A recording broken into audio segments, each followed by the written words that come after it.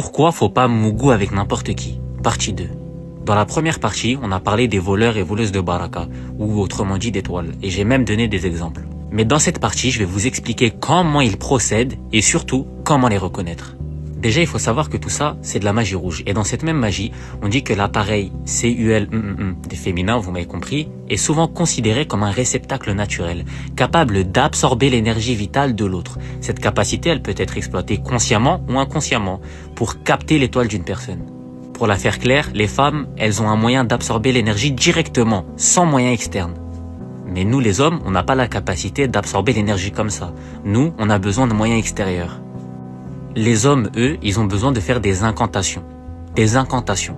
Et ensuite, d'avoir un totem. Ça peut être une petite figurine, ça peut être des écritures enfermées dans du cuir. Bon, bref, un endroit pour canaliser cette énergie.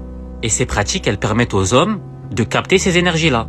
Et là, on va passer au premier signe, c'est la générosité excessive.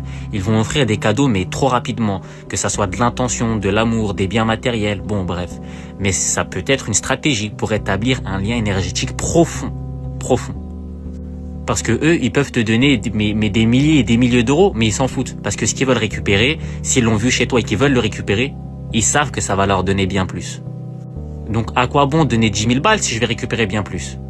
Et le deuxième signe qui ne trompe pas, c'est la présence énergivore. On ressent tous les énergies des gens.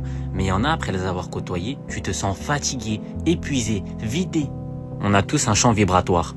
Moi, j'en ai un, la personne à qui je vais parler, elle en a un. Si on est à côté et qu'on se parle, il s'entrechoque. Je rentre dans son champ vibratoire, elle rentre dans le mien. Mais on ne sait pas c'est quoi ses intentions. Et si ses intentions sont mauvaises, tu vas le sentir direct. C'est-à-dire ça trompe pas. Et les personnes qui font exprès de créer des dramas. Ils provoquent des situations émotionnellement intenses, des conflits ou même des crises. Mais ça, c'est pour te pousser à libérer une énergie qu'ils peuvent ensuite capter. Parce que la colère, ça libère énormément d'énergie. Mais ça ouvre aussi énormément de failles, comme la peur. Bon bref, j'ai pas envie de rentrer trop dans le sujet, mais je vous jure que de nos jours, il y a beaucoup plus de filles que vous pensez qui utilisent ça. C'est obligé dans votre ville, il y a des filles qui utilisent ça, vous savez même pas. C'est monnaie courante. Quand vous avez conscience de ce genre de pratique, je vous jure que les relations, vous les voyez vraiment pas pareilles. Et vous arrivez à percevoir quand quelqu'un essaye de vous faire ça. Les frères, n'oubliez pas de liker et de republier. Mais en tout cas, toutes les personnes qui pratiquent ça, j'espère que vous allez vous faire écraser un jour. Parce que c'est une dinguerie. Dites-moi sur quoi vous voulez voir une prochaine vidéo. Et sur ce, on se retrouve.